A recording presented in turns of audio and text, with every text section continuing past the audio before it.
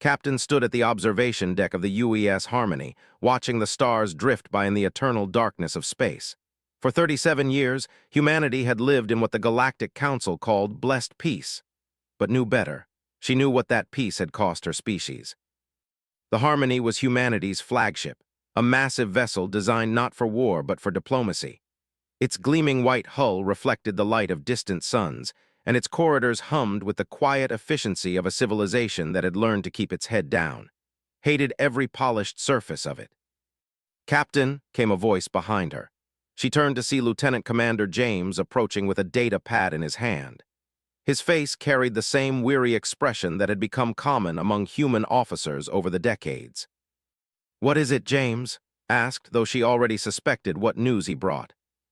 "Another tribute demand from the Empire," James said, his voice barely containing his frustration. "They want 3 more agricultural worlds and increased shipments of rare earth minerals. The Council approved it this morning." Closed her eyes and took a slow breath. The Empire was just one of 7 major alien civilizations that had been systematically stripping humanity of its resources since the peace accords were signed. In exchange for being allowed to exist, humans had become the galaxy's servants. "How many worlds does that make this year?" asked. 17, James replied. "And that's not counting the forced relocations or the labor conscriptions." Turned back to the viewport. Somewhere out there was Earth, her blue marble now surrounded by monitoring stations from 5 different alien species. Humans weren't even allowed to approach their own planet without permission from the Galactic Council. The peace had begun after humanity's first contact with alien life. It should have been a moment of triumph, but instead, it became the beginning of their subjugation. The aliens had technology far beyond anything humans possessed. Their ships could travel between stars in days rather than months. Their weapons could destroy entire fleets with single shots. When they demanded humanity surrender or face extinction, the choice seemed obvious. But remembered her grandfather's stories about the old days before first contact. He had been a military officer when humans still controlled their own destiny.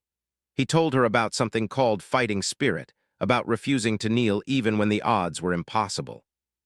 "The crew is getting restless," James continued. "Morale is at an all-time low. Some of the younger officers are starting to ask questions about why we're here." Knew what he meant. The UES Harmony's official mission was to serve as humanity's representative to the Galactic Council. But in reality, they were little more than glorified message boys, delivering Earth's compliance to whatever demands the aliens made. A soft chime indicated an incoming transmission. Walked to the communications console and activated the display. The face that appeared belonged to Counselor Vex, a reptilian creature with cold yellow eyes and a voice like grinding metal. "Human representative," Vex said without any greeting. "The Council has new requirements for your species." Forced herself to stand straight and keep her voice steady. "What do you need from us this time, Counselor?" "The hegemony requests 10,000 human workers for their mining operations in the system. They are to be delivered within 1 solar cycle. Additionally, Earth will provide technology specialists to assist in upgrading hegemony vessels." Felt her jaw clench. The hegemony was known for working their conscripted laborers to death in the dangerous mines of distant worlds. Sending humans there was essentially a death sentence. "Counselor," said carefully, "our population centers are already stretched thin from previous labor requirements. Perhaps we could negotiate." "There is no negotiation," Vex interrupted, his eyes flashing dangerously. "The peace accords are clear. Humanity exists at the sufferance of the Council. You will comply, or we will find other humans who will." The transmission ended abruptly, leaving staring at a blank screen. Behind her, she could hear James's breathing becoming heavier. "Captain," James said quietly, "how much more of this can we take?" Turned around and looked at her friend. James had been with her for 8 years, watching their people slowly being bled dry by alien demands. She saw the same anger in his eyes that had been building in her own heart for decades. "I don't know," she admitted, "but I'm starting to think our ancestors had the right idea about some things." James raised an eyebrow. "What do you mean?" Walked to her desk and pulled out an old paper book that had been her grandfather's. Its pages were yellow with age, and the title was barely readable. But she knew every word by heart. "My grandfather used to say that there are worse things than dying. she said. He said that sometimes the only way to truly live is to be willing to fight for it. James looked at the book and then back at, "Are you saying what I think you're saying?" Closed the book and looked out at the stars again. Somewhere in the darkness, human colonies were preparing to send their children to alien labor camps. Somewhere, Earth was calculating how much more they could give before there was nothing left. "I'm saying," said slowly, "that maybe it's time we reminded the galaxy that humans weren't always this peaceful." 3 weeks after the latest tribute demand, found herself in the deepest levels of the UES Harmony, in sections that weren't on any official ship manifest. The corridors here were older, dating back to humanity's early days of space exploration when their ships were built for different purposes. She wasn't alone. Word had spread quietly through the human fleet, and now 12 of the most senior human officers in space sat around a battered metal table.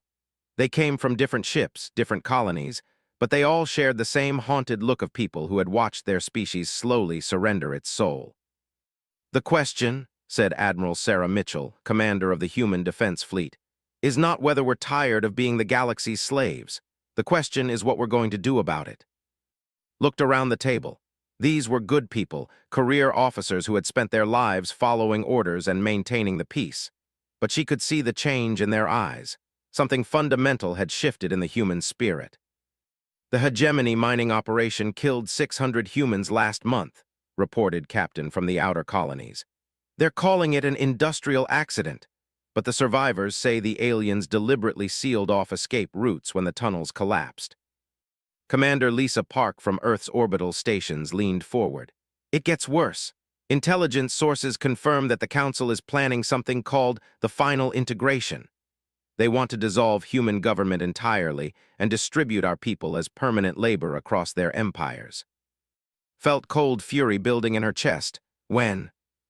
2 years, Lisa replied. "Maybe less if we can't meet their current tribute demands." Admiral Mitchell slammed her hand on the table. 37 years ago, our leaders chose peace over extinction. I understood that choice, but this isn't peace anymore. This is slow genocide." Stood and walked to a wall display showing the current positions of human ships throughout known space. Hundreds of vessels, spread thin across dozens of systems, all operating under alien oversight. "What do we have to work with?" she asked. Commander Park activated a holographic display. "The official human fleet consists of diplomatic vessels, cargo ships, and light patrol craft, nothing with serious weapons. The aliens made sure of that in the peace accords."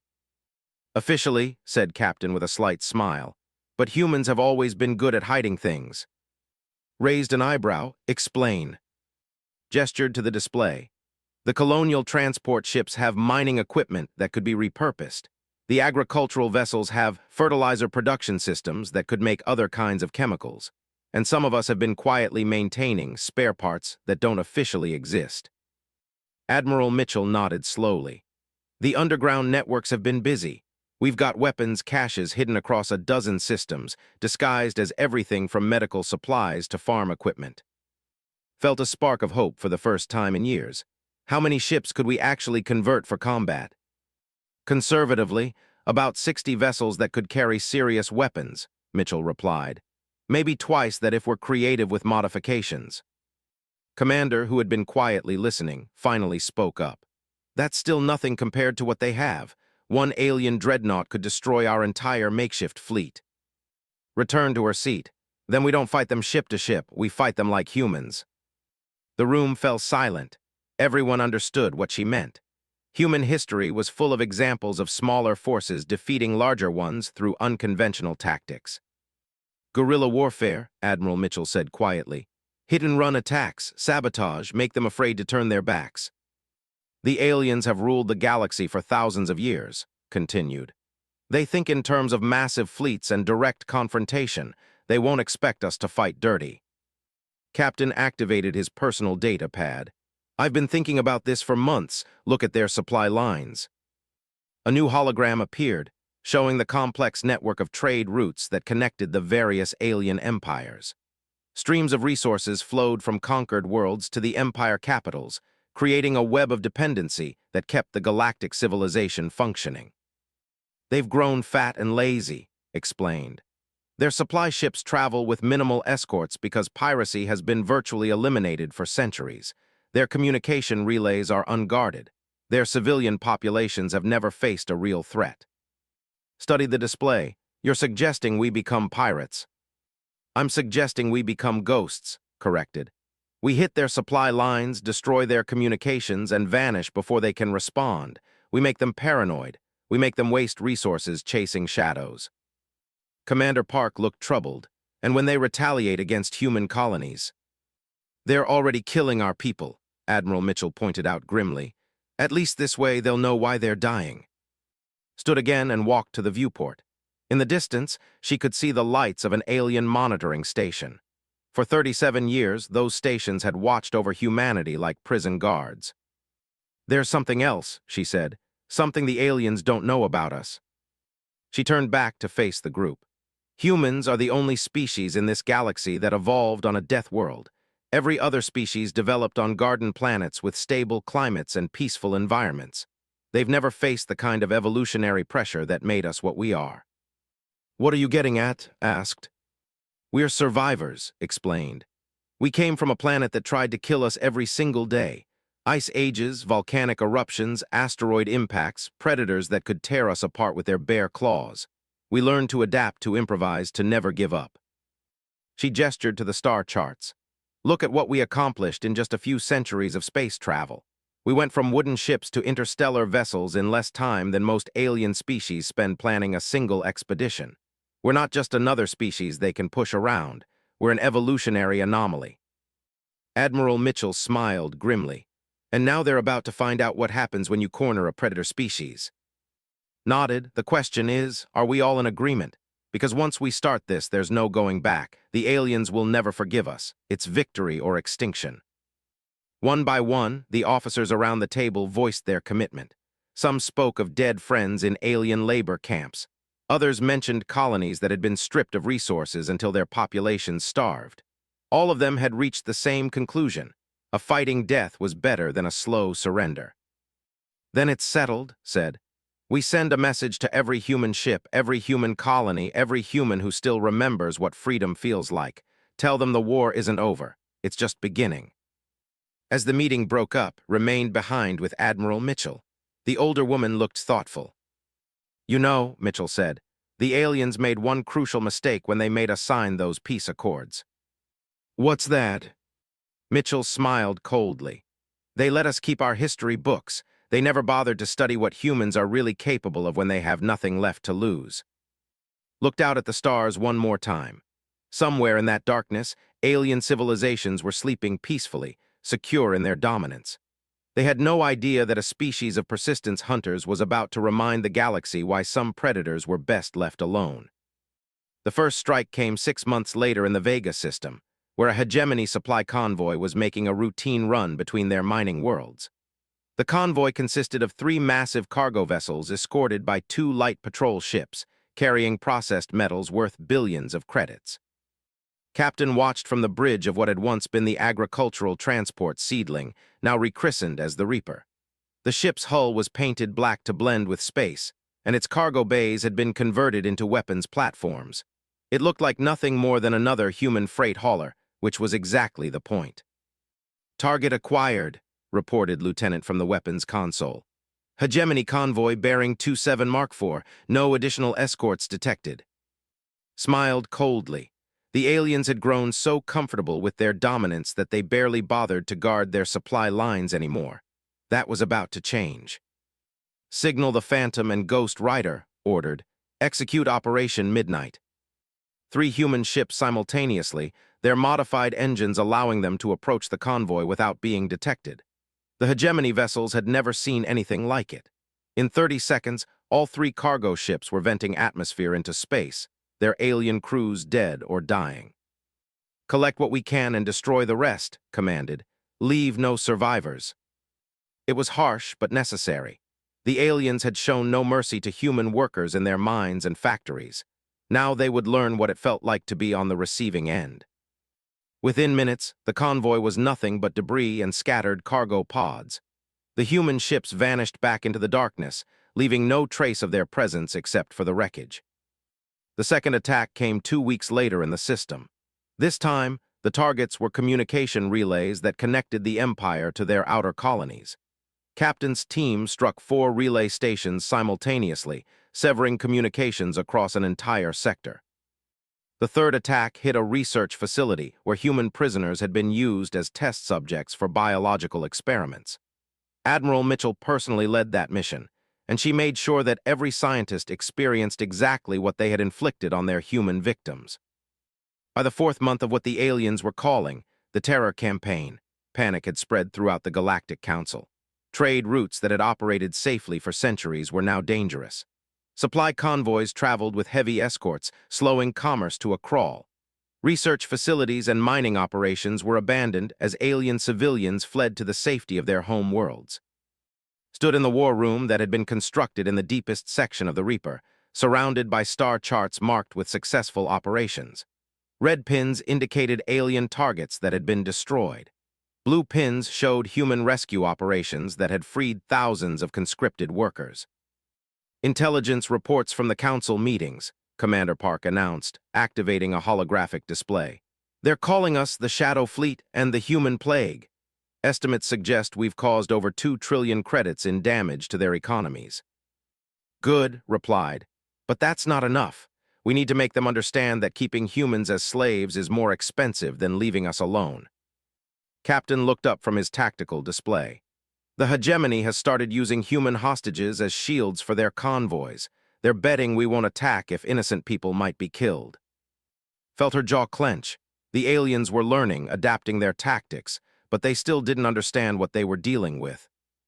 Then we show them that using human shields works both ways, she said. What's the status on Operation Prometheus? Lieutenant consulted his data pad. Ready to execute. We've identified the locations of over 40 alien research facilities where humans are being held. All targets have been confirmed and infiltration routes are mapped.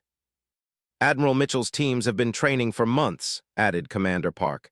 They're ready. Nodded. Operation Prometheus was the largest human military action since the peace accords. Instead of hit-and-run attacks on convoys, this would be simultaneous strikes against alien facilities across the galaxy. The goal wasn't just destruction. It was to rescue every human prisoner they could find. Execute the operation, ordered, and make sure the aliens understand the message. Every human life they take will cost them 10 of their own. The attacks began at precisely 800 Galactic Standard Time. Across 43 systems, human strike teams materialized from the darkness like vengeful spirits. They moved with precision born of desperation and training, hitting research facilities, prison colonies, and labor camps with overwhelming force. On Rigel VII, Commander Sarah Torres led a team that freed 800 human workers from a mining complex. The operation was flawless. They destroyed the facility's defenses, extracted the prisoners, and vanished before reinforcements could arrive. On 442B, Captain David's squad infiltrated a hegemony biological research station where humans were being used to test experimental viruses. They not only rescued the survivors, but also downloaded the research data, which would later be used to develop countermeasures. But the most significant strike occurred on Arcturus III, where they had established what they called a compliance center, essentially a facility where humans were tortured until they accepted alien rule. Admiral Mitchell personally led the assault on this facility. The guards never saw them coming. Mitchell's team moved through the facility like shadows, eliminating resistance with cold efficiency. When they reached the human prisoners, they found scenes that would haunt them forever. Humans broken in body and spirit, conditioned to serve their alien masters without question. Get them out, Mitchell ordered her medics, all of them. As the rescued humans were evacuated, Mitchell set charges throughout the facility. But she saved one room for last, the office of the facility commander, a colonel named who had personally overseen the torture of thousands of humans. Was waiting for her, his yellow eyes filled with alien arrogance even in defeat. You think this changes anything, human? He hissed. We are eternal. We ruled the galaxy before your species left its caves, and we will rule it long after you are extinct. Mitchell stared at him for a long moment. You know what the difference is between humans and the rest of the galaxy. Enlighten me, sneered. We don't just remember our victories. Mitchell said quietly. "We remember our defeats, we remember every wrong done to us, and we never ever stop trying to balance the scales." She placed a detonator on his desk and walked away. The explosion could be seen from orbit. In total, Operation Prometheus freed over 12,000 human prisoners and destroyed 57 alien facilities. The economic damage was estimated at 5 trillion credits. More importantly, it sent a clear message to the galaxy. Humans were no longer passive victims. The Galactic Council's response was swift and predictable. They issued ultimatums demanding that humanity surrender the terrorist leaders and return to compliance with the peace accords. When Earth's government tried to negotiate, the aliens threatened to destroy human colonies as an example. But something had changed. The rescued prisoners carried stories of human soldiers who fought like demons, who appeared from nowhere and vanished like smoke. The message spread through every human settlement. Their people were fighting back. For the first time in 37 years, humans across the galaxy began to hope. Received the Council's ultimatum in her war room, surrounded by officers who had become legends in their own right. The alien demands were simple: surrender within 30 days or face total annihilation. "They're scared," Commander Park observed. "This ultimatum isn't a position of strength, it's desperation." Nodded. "They've realized that they can't control us anymore. Now they want to destroy us before we become a real threat." "Are we a real threat?" asked. Looked at the star charts covered with successful operations, at the faces of officers who had rediscovered their fighting spirit, at the reports of human resistance cells forming throughout the galaxy.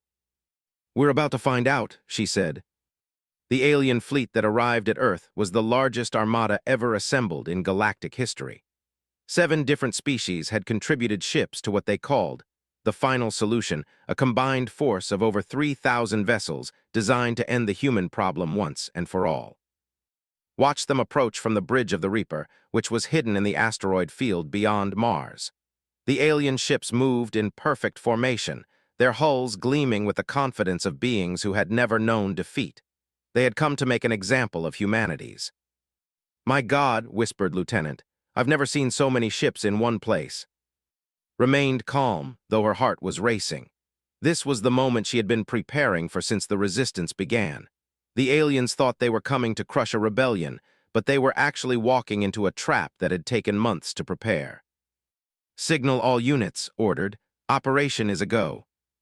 The plan was audacious to the point of madness.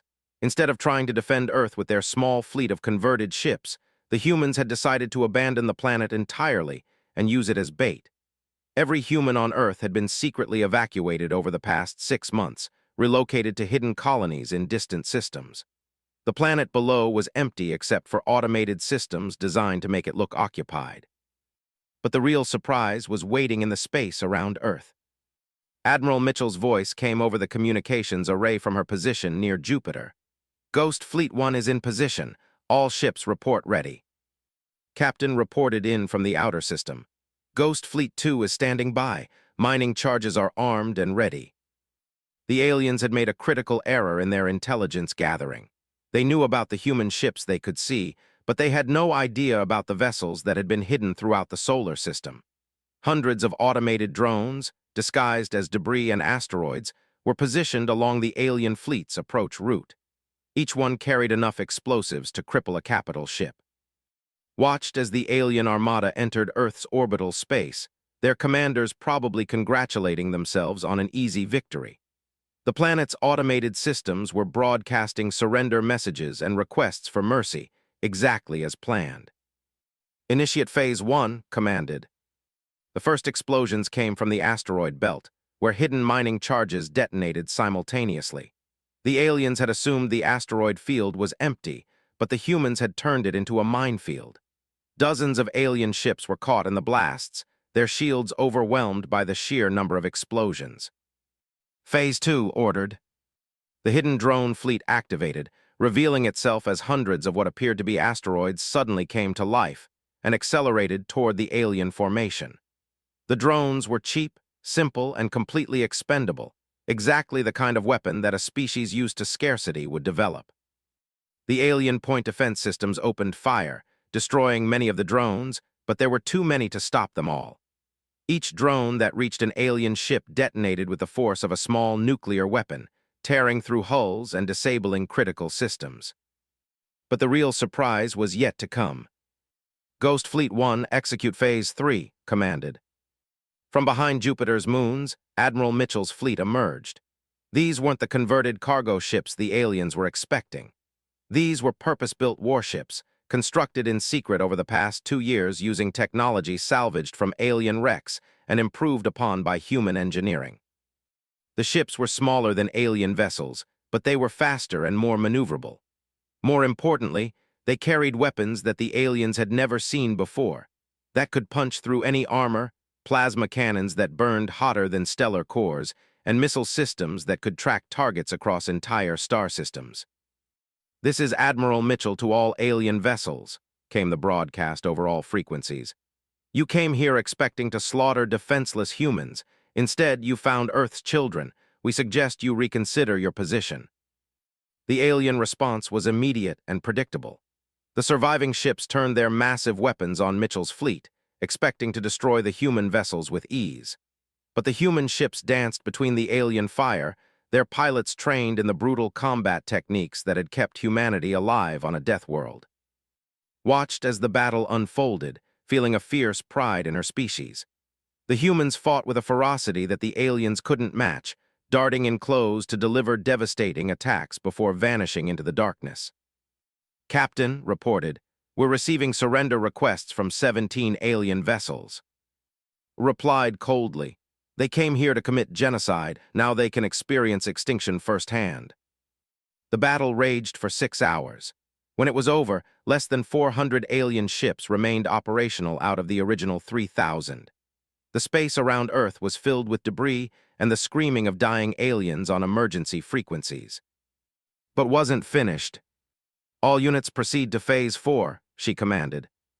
The surviving human ships began pursuing the fleeing alien vessels, hunting them down one by one. There would be no survivors to report back to their governments. The galaxy needed to believe that the Earth fleet had been completely destroyed, along with the planet itself.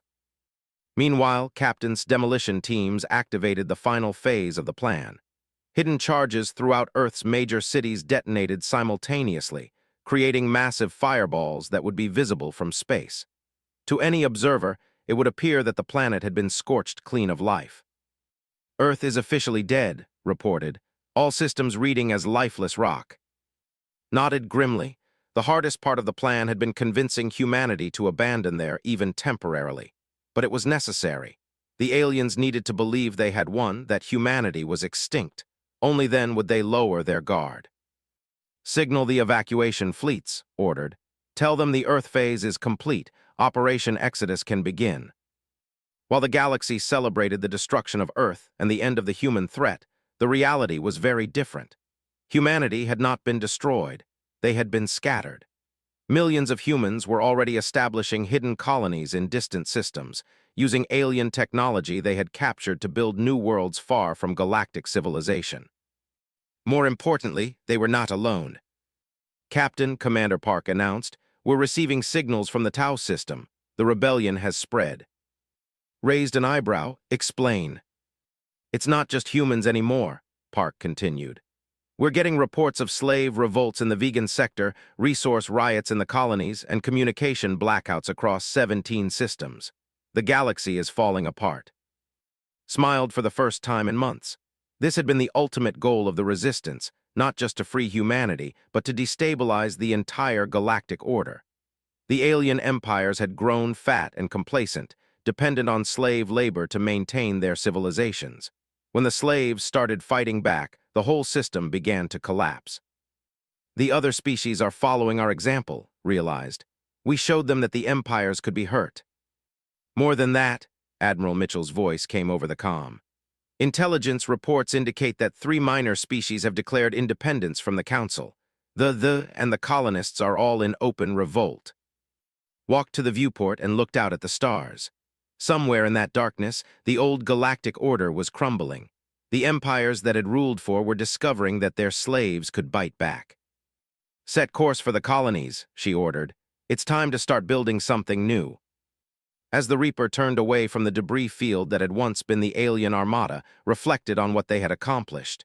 Humanity had been written off as extinct, which gave them the perfect cover to rebuild. The galaxy thought it was safe from the human threat, but knew better. They had not destroyed humanity, they had freed it. And now, in the darkness between the stars, a new kind of civilization was being born. One built not on conquest and slavery, but on the principle that no species should kneel to another. The aliens had made one final mistake. They had assumed that destroying Earth would end the human spirit. Instead, they had scattered that spirit across the galaxy like seeds on the wind. Soon, those seeds would grow into something the galaxy had never seen before, a civilization of free worlds, united not by conquest but by choice. The age of empires was ending. The age of humanity was about to begin.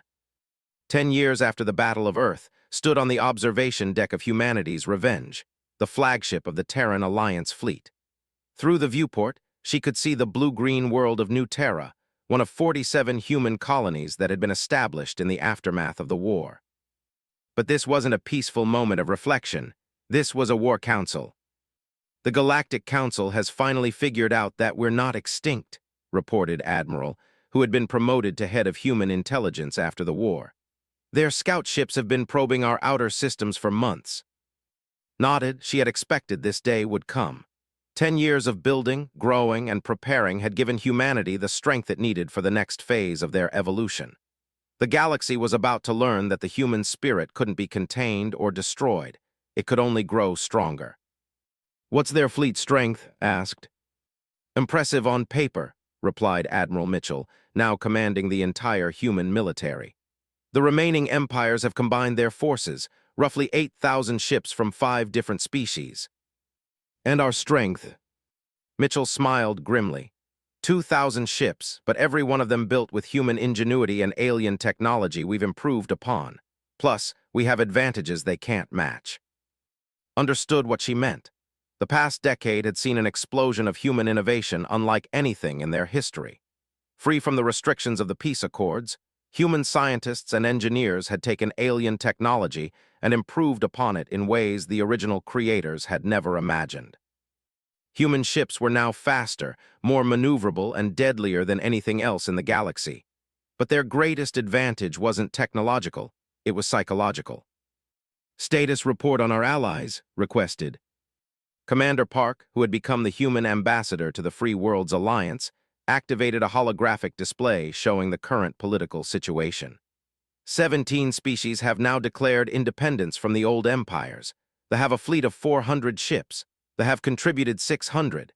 Even the peaceful have built war vessels for the first time in their history. Studied the display with satisfaction. The human rebellion had sparked something that the galaxy hadn't seen in a genuine revolution against the established order. Species that had been slaves or vassals for centuries were finally standing up for themselves. "The old empires are scared," Park continued. "They've lost control of half their territory, and their remaining colonies are in constant revolt. This fleet they're sending isn't just about destroying us, it's about proving they're still in charge." "Then we need to prove them wrong," said firmly. The final battle began 3 days later in the system. The alien fleet arrived expecting to find scattered human colonies and easy targets. Instead, they found a prepared battlefield and an enemy that had learned from every previous engagement. Commanded the battle from the Bridge of Humanity's Revenge, a massive dreadnought that had been built using captured alien technology and human innovation. Around her, the bridge crew worked with the smooth efficiency of professionals who had been fighting impossible odds their entire careers. "Enemy fleet is entering the system," reported Captain from his position at the tactical console. "They're maintaining formation. Looks like they haven't learned anything from the Battle of Earth." Smiled coldly. The aliens were still thinking in terms of massive fleet actions and overwhelming firepower. They hadn't adapted to the human way of war. "Signal the Wolfpack squadrons," ordered. "Begin Phase 1. The first attack came from the outer system, where small groups of human fighters struck at the edges of the alien formation. These weren't suicide runs. They were precisely coordinated strikes designed to probe for weaknesses and draw out the enemy's response. The alien fleet responded exactly as expected, detaching heavy cruisers to pursue the human fighters. This was their first mistake. Phase 2 commanded. As the alien cruisers chased the human fighters into what appeared to be empty space, they suddenly found themselves surrounded by hidden weapon platforms. The humans had spent months preparing the system, turning asteroids into fortresses and empty space into a killing field. The alien cruisers were destroyed within minutes, their crews never understanding what had happened to them. "They're adapting," reported Admiral. "The main fleet is tightening formation and advancing more cautiously." "Good," replied. "Let them come." The alien fleet advanced into the inner system, their scanners detecting what appeared to be a standard human defensive formation around New Terra. They saw human ships arranged in neat battle lines, ready to defend there in a traditional engagement. It was exactly what wanted them to see. "All ships prepare for Phase 3, she announced across the fleet communications. The aliens opened fire at maximum range, their massive energy weapons reaching across space to strike at the human formation. But as their weapons found their targets, something impossible happened. The human ships they hit simply vanished. "Holographic projectors are working perfectly," reported with satisfaction. "They're shooting at ghosts." While the aliens wasted ammunition on false targets, the real human fleet was approaching from behind, using a new technology that scientists had developed. A combination of alien cloaking devices and human stealth technology that made ships effectively invisible to all known sensors. "All ships drop cloak and engage," ordered. 2,000 human warships materialized in the middle of the alien formation, their weapons already locked onto specific targets. The aliens suddenly found themselves facing enemies on all sides, their own formation working against them as human ships tore through their ranks. But the real shock came when the human weapons opened fire. Watched with grim satisfaction as human plasma cannons punched through alien shields as if they weren't there. The aliens had made their technology too perfect, too standardized. Every shield generator in their fleet used the same frequency harmonics, and human scientists had developed weapons specifically designed to counter those frequencies. "Their shields are useless," reported Admiral Mitchell from her flagship. "All weapons are penetrating with maximum efficiency." The battle lasted only 4 hours. When it was over, the alien fleet had been completely destroyed, with less than 50 ships managing to escape into hyperspace. The human casualties were minimal, 37 ships damaged, 12 destroyed. But wasn't interested in the battle statistics. She was watching the communications channels, where the news of their victory was already spreading across the galaxy. "Captain," reported Commander Park, "we're receiving surrender requests from 7 different star systems. The hegemony governor in the Vega sector is offering to turn over all human prisoners in exchange for safe passage out of the system." Considered this for a moment. The old might have shown mercy, might have accepted the surrender and tried to rebuild the peace. But 10 years of war had taught her that some enemies could never be trusted. She said simply, "No surrender, no mercy. They had their chance for peace 37 years ago." Over the following weeks, human fleets swept across the galaxy, hunting down the scattered remnants of the old empire. This wasn't conquest in the traditional sense. The humans had no interest in ruling alien worlds. Instead, they were methodically dismantling the infrastructure that had supported galactic tyranny for. Slave camps were liberated and their operators executed. Government facilities were destroyed and their officials tried for crimes against sentient beings. Military installations were reduced to rubble and their fleets scattered to the cosmic winds. But the most significant moment came when the human fleet arrived at the ancient capital world of the Galactic Council. The planet's defenses had already been abandoned, its population fleeing to distant worlds rather than face human justice. Stood in the ruins of the council chambers where humanity had been condemned to slavery decades earlier. The Great Hall was empty now, its ornate decorations covered in dust and debris. This place had once been the center of galactic civilization, where the fates of billions were decided by beings who thought themselves superior to all other life.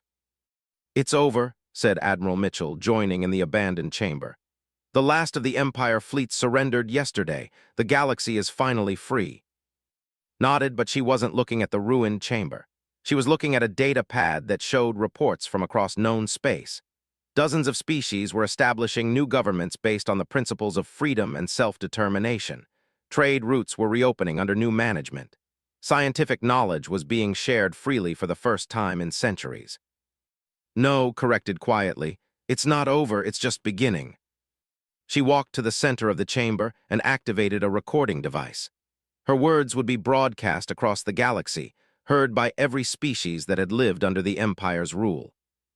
My name is, and I speak for the Terran Alliance and all free peoples of this galaxy. For thousands of years, you have lived under the rule of empires that claimed the right to decide your fate. Today, that era ends forever. She paused, looking directly into the camera. We could have replaced the old empires with our own. We could have made ourselves the rulers of the galaxy. But that's not who we are. Humanity doesn't seek to rule, we seek to liberate. The recording would become known as the Declaration of Galactic Freedom, and it would be remembered for centuries to come. From this day forward, every species will have the right to govern itself. Every world will choose its own destiny, and any being or government that tries to enslave another will face the same fate as the empires we've destroyed. Turned off the recording device and walked toward the chamber's exit. Behind her, the symbols of galactic tyranny crumbled into dust. As she stepped into the sunlight outside the ruined building, could see human ships in orbit, not as conquerors but as guardians. They would remain here only long enough to ensure that the galaxy's transition to freedom was peaceful and complete. Then they would return to their own worlds, their own lives, their own dreams of what the future could hold. The age of empires was over. The age of freedom had begun. And somewhere in the darkness between the stars, new civilizations were taking their first steps toward a galaxy where no one would ever again have to choose between slavery and extinction. Humanity had kept its promise. They had chosen revenge, and in doing so, they had given the galaxy something it had never known before. Captain stood at the observation deck of the UES Harmony, watching the stars drift by in the eternal darkness of space. For 37 years, humanity had lived in what the Galactic Council called blessed peace, but knew better. She knew what that peace had cost her species. The Harmony was humanity's flagship, a massive vessel designed not for war but for diplomacy. Its gleaming white hull reflected the light of distant suns, and its corridors hummed with the quiet efficiency of a civilization that had learned to keep its head down, hated every polished surface of it. "Captain," came a voice behind her. She turned to see Lieutenant Commander James approaching with a data pad in his hand. His face carried the same weary expression that had become common among human officers over the decades. "What is it, James?" asked, though she already suspected what news he brought. "Another tribute demand from the Empire," James said, his voice barely containing his frustration. "They want 3 more agricultural worlds and increased shipments of rare earth minerals.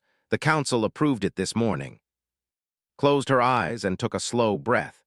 The Empire was just one of 7 major alien civilizations that had been systematically stripping humanity of its resources since the peace accords were signed.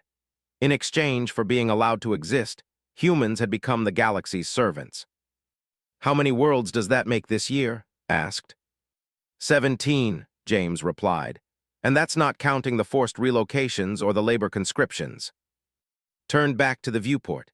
Somewhere out there was Earth, her blue marble now surrounded by monitoring stations from 5 different alien species.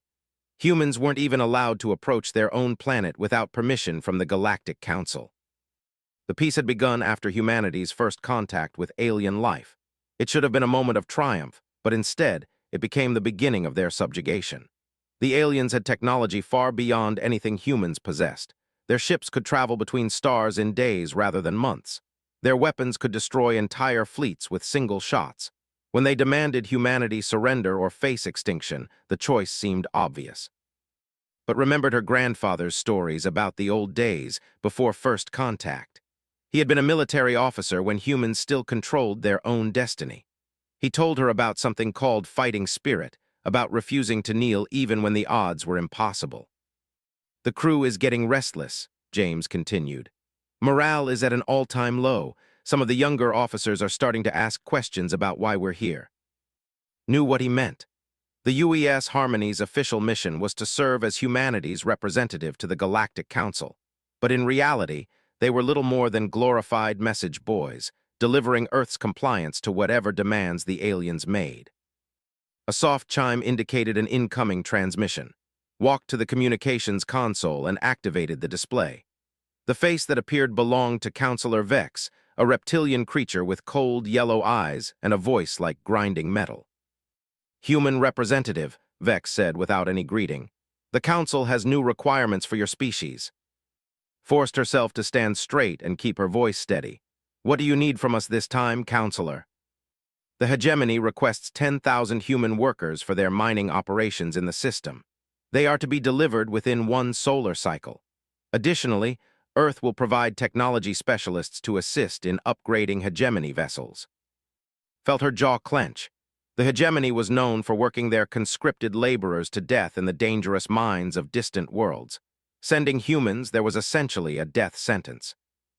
"Counselor," said carefully, "our population centers are already stretched thin from previous labor requirements. Perhaps we could negotiate." "There is no negotiation," Vex interrupted, his eyes flashing dangerously. "The peace accords are clear. Humanity exists at the sufferance of the Council. You will comply, or we will find other humans who will." The transmission ended abruptly, leaving staring at a blank screen. Behind her, she could hear James's breathing becoming heavier. "Captain," James said quietly, "how much more of this can we take?" Turned around and looked at her friend. James had been with her for 8 years, watching their people slowly being bled dry by alien demands. She saw the same anger in his eyes that had been building in her own heart for decades. "I don't know," she admitted, "but I'm starting to think our ancestors had the right idea about some things." James raised an eyebrow. "What do you mean?" Walked to her desk and pulled out an old paper book that had been her grandfather's. Its pages were yellow with age, and the title was barely readable. But she knew every word by heart. "My grandfather used to say that there are worse things than dying," she said. "He said that sometimes the only way to truly live is to be willing to fight for it." James looked at the book and then back at, "Are you saying what I think you're saying?" Closed the book and looked out at the stars again. Somewhere in the darkness, human colonies were preparing to send their children to alien labor camps. Somewhere, Earth was calculating how much more they could give before there was nothing left. "I'm saying," said slowly, "that maybe it's time we reminded the galaxy that humans weren't always this peaceful." "Hope,"